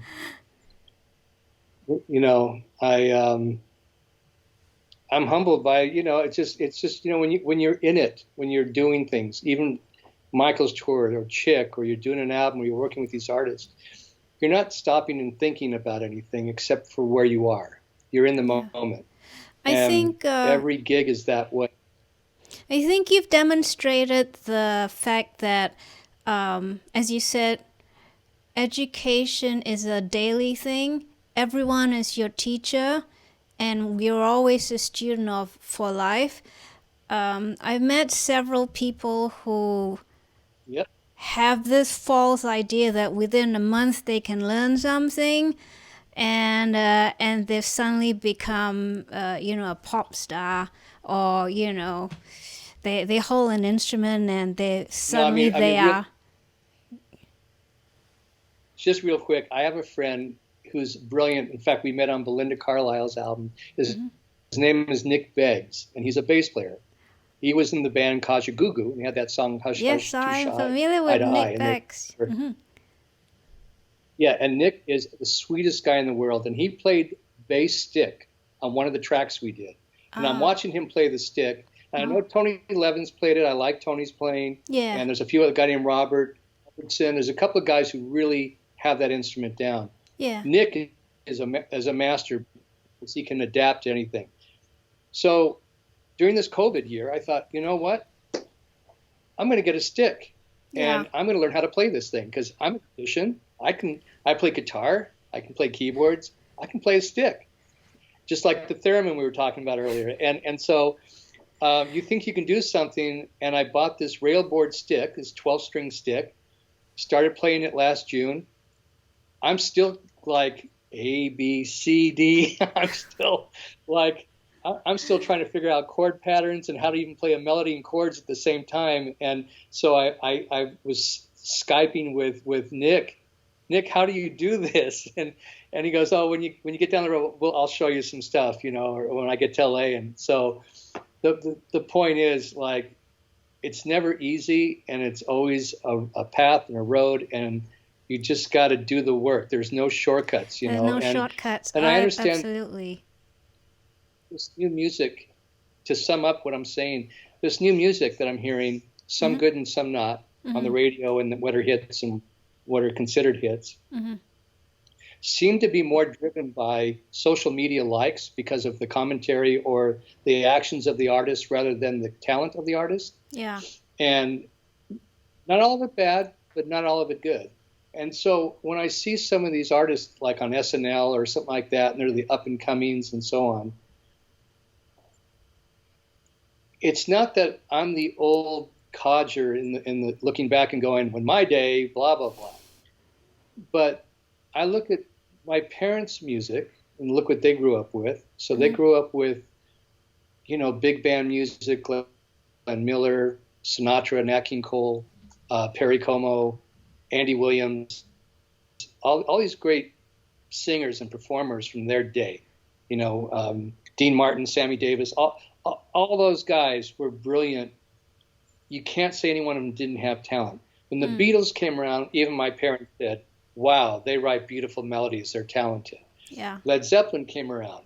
Parents didn't necessarily like the loud guitars, but they heard the melodies, and they didn't slam the door on me when I played it loud, But I listen to music now, and like, again, the school of Dave Grohl, the Foo Fighters, Queens of the Stone Age, and Crooked Vultures, Arctic Snow Monkeys. There's a bunch of bands that I really like, that I can tell, Radiohead and so on, that they perform, they get in the studio, they work it out, they drill it until they've got this song and get it. This hearing that's like, okay, I got my laptop and I got this great groove and I'm going to put this down and I got this plug and I'm going to put this here and that. Some of it is valid because it's still artistic. I can't take away from the artistic value, but the guy who's sitting there and really learning the parts and working with another musician to get the dynamic of the magic that happens in the studio when you sit together and you go, what was that you played? Yeah. Or that mistake was great, because we're going to do this. Like, those are the things to me that when you listen to, or even the Tom Petty albums, they were very raw, but they were performances. Yeah. And I love that, and I miss that. And I hope, like, as we come out of COVID and everyone's dying to see concerts, that we see up and coming talent, where these kids that are now in their late teens and 20s are woodshedding right now, that we get to see some new bands in the next year or two. And I have a feeling that's going to be the case. I hope so too. So I do have one question for you. When a musician or a composer is required for a job, most of these people look for a specialist to do the contract. E.g., you find a jazz player to do a piece that's predominantly jazz, let's say. Yet I've observed that the generalist, someone who can play a variety of styles or have a variety of skills, tends to be the one with the most to contribute, and often the one that experienced hirers look for. What are your thoughts? Well, first of all, a good producer, he's listening to the song first and foremost. How does he want that song communicated? So a good producer will know his talent. He'll know his pool of people. Like, a great example and simple, Quincy Jones. He knows that JR, for let's say Off the Wall, JR had done several Rufus. He had done all these things. He's a solid drummer. He's so good at what he does. He knows he's going to get this thing out of him, or Vinnie Colaiuta, or whoever it's going to be. They know they're going to get what they want. Louis Johnson played bass on a lot of that record, and Louis was a guy Quincy worked with. He knows that he could land him where he needed to be. Greg Phillinganes, Michael Boddicker, Hawk Walensky. like a producer's going to know his talent. With Chick, okay, Chick would go, you know, like, you know, I love the way Jack DeJohnette plays, and of course I love my guys Breckline and Weckel, but you know, and I love Tony Williams playing, but I think Jack DeJohnette's the guy for this thing, and I'm going to get Eddie Gomez. I always work with Stanley, and Stanley's great, but I'm going to get Eddie Gomez and maybe Steve Gadd, and we're going to do this. And so it's the producer's head who hears how that song is going to be translated. So the musicians they hire, like when David brought me on, he knew I wasn't going to come in with any concept because I don't have a jazz background where I can play like them. I'm not a A-list Keith Emerson, Rick Wakeman guy, but I knew if I just let me play my parts, I'll nail it. But I just need to settle the track. So the guys who gave me a chance to record on their albums,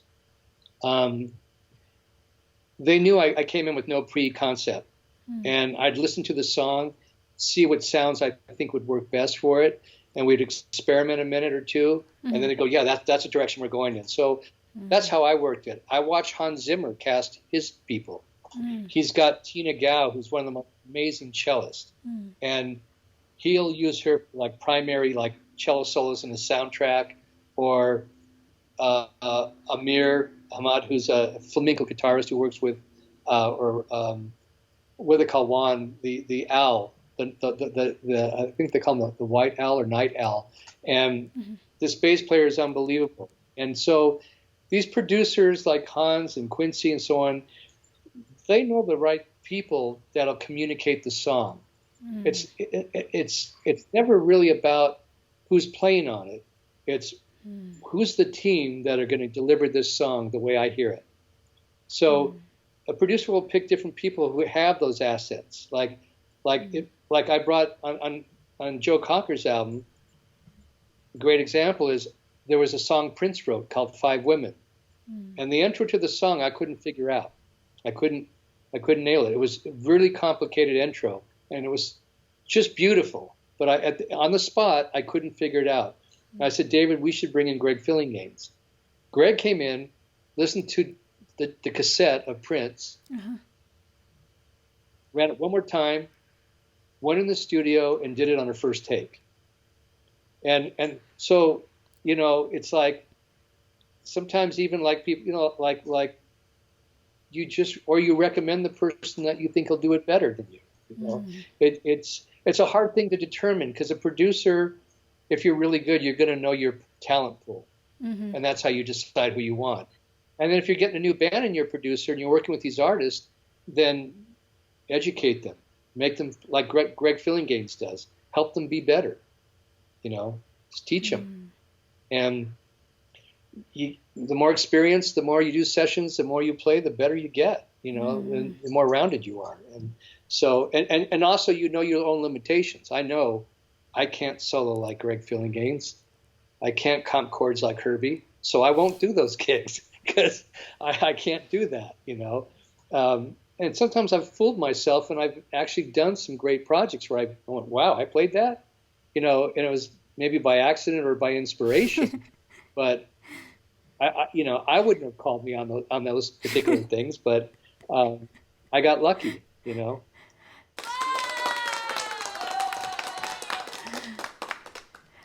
Yeah, yes, and that was fun. What happened is during the show, that was at Wembley Stadium in London, when we worked it up. Michael was dancing. You got to understand, singing and dancing 2 hours straight. So there was no Pro Tools doing all his vocals and lip syncing and all that stuff. He was singing and doing the dancing and working his tail off, and it was a lot to maintain. So during the show, Greg Phillinganes wrote a piece, a framework called the Band Jam, so that it could feature some of the band members and give Michael a chance to change, water down, and refresh himself. So as it developed, I said, you know, we're not doing Don't Stop Till You Get Enough in the show, and I would really love to play that because I love that song. It'd be fun to play it and just make it like a vignette within the band thing. So Greg came to my hotel room, and he and I sequenced the so we sequenced that into my little MPC60, and then that triggered my 816 rack, and then my keyboard tech on that leg of the tour was Peter Wiltz, who was another great guy who Eddie Reynolds trained and worked with. So I'd look over at Peter and I'd have him go one, and he'd hit the down thing, and then I'd hit the note with the sequence, and then the band kicked in and we worked it out. So it was basically a verse, a solo and a bridge, and then out to back to the horn parts I did in that. Got it. And it was so much fun. And Michael said he loved it. It was so nice to hear that in the set of the show, because we didn't, the only reason we didn't do that live is because Michael didn't have a production idea of how to present the song. So it was fun to put it in our band jam, and that's what that was from. Okay. Thanks, Rory. So you guys out there, the viewers, no questions from you. Wow, that's amazing. But lots of comments. Rory, maybe tomorrow you might want to scroll through the live chats just to catch up on all the kerfuffle that's been taking place on the live chat. There's some interesting comments there. But Rory, it's been I'm getting a glitch, and it looks like most of these people are music fans, because I see a shout out, looks like, to Vinnie Colaiuta and Yes, and some of these other things, and it's amazing that people still remember or care. I'm happy about it.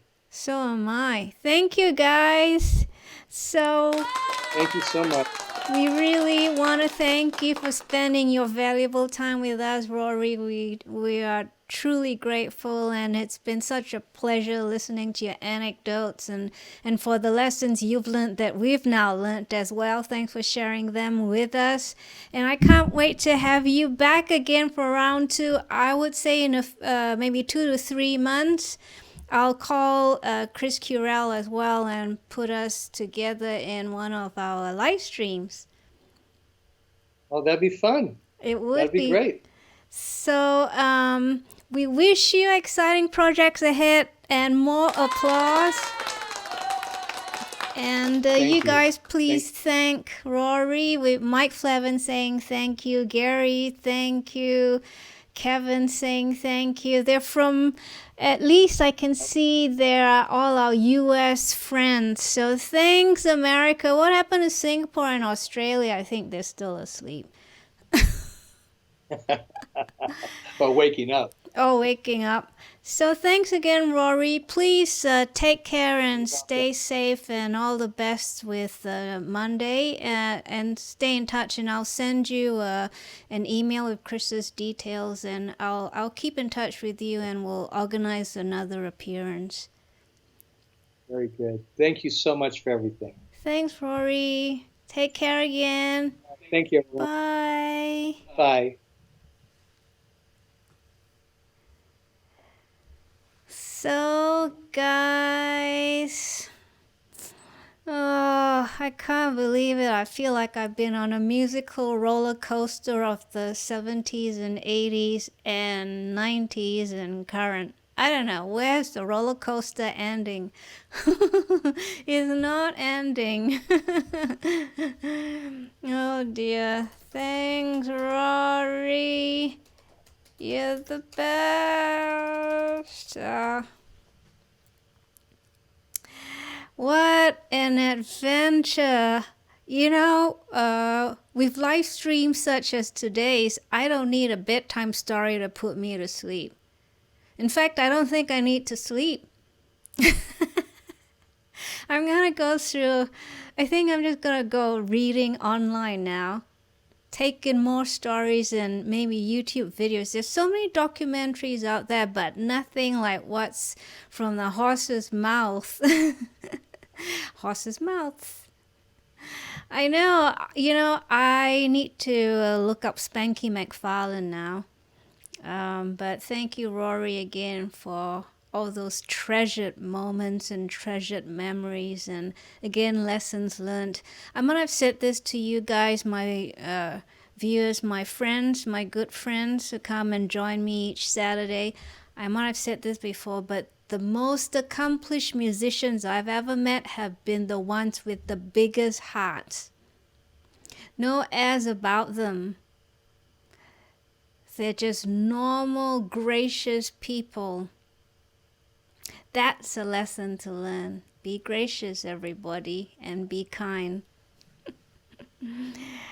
Okay, so you guys, as I said earlier on, when I started the live stream, if you're still interested in getting my CD and poster with bonus track bundle, you may do so by scanning the QR code or messaging me, and I will send them all packed, sanitized and all to the post office on Monday. So hopefully you will buy my bundle. All right, guys, you're probably curious as to who we'll have next week. And the weekend before I leave for Singapore. Yes, so I'm going back to Singapore to do more adjunct lecturing. I love teaching. I don't know what it is, but it kind of gives me more than joy. It kind of brightens my day. I don't know how to describe it, but I really love teaching. So whenever I have an opportunity to adjunct lecture or simply teaching one-on-one or give a presentation or a talk, I'm always all for it, because I don't know what it is about sharing, I suppose. Sharing is a great thing, and interacting with other human beings. So anyway, next Saturday, we have Chuck Rainey, bassist and member of the Wrecking Crew, LA session musician collective whose services were employed for thousands of studio recordings in the 60s and 70s, and Rory kind of explained some of that earlier on as well. The studio session musicians. I've only had the pleasure of doing session work a few times, and they've always been awesome experiences. And again, you are learning a lot as you're doing these activities. Yeah. So you've been wonderful viewers, guys. Just curious as to why I didn't get too many questions. I guess Rory was too entertaining and he mesmerized you so much that you couldn't find a question for Rory. Rory was indeed a great entertainer. Thanks again, Rory. Right, you guys, so yes, we're having Chuck Rainey in answer to Kevin and Mike Flavin. I've known Chuck for a few years now. He again is a generous spirit. He's got a huge heart.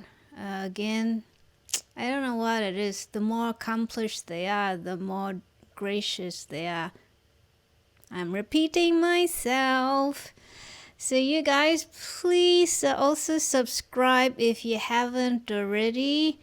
And you know the way it is with YouTube. If you subscribe, you need to select or tap on the notification bell, because the bell is an indication that you want to receive alerts from my channel, so that if there's a live stream that you've forgotten about, you get a little ping from YouTube. So tap that notification bell now. I'm trying to reach 1,000 subscribers by the end of this year, so please assist. Thank you. Alrighty, any more comments, you guys? I'm letting you finish yakety-yakking in the live chat, because if I finish the live stream, you're not able to interact with each other via live chat. So I'm hanging on a bit Gary. Yeah, ping. Yes, you guys. I got a few interesting guests in season 3. Once I'm back in Singapore and I've readjusted to the new time zone, and I've scheduled everyone, Rory and Chris including, I will start up season 3. I'm quite excited, really, because with each live stream, I'm learning something new as well. I love stories, and I love to tell stories, but more than anything else, I love to listen to stories. So I could listen to as many stories as I can find, and having these wonderful guests every Saturday, I am the lucky one. I've got the front row seat.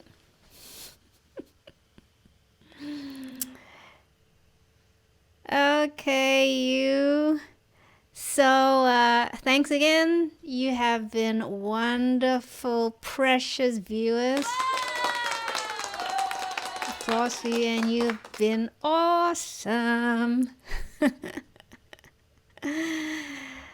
So, guys, I shall bid you adieu now. And I thank you again for being here with me and my guest, Rory Kaplan.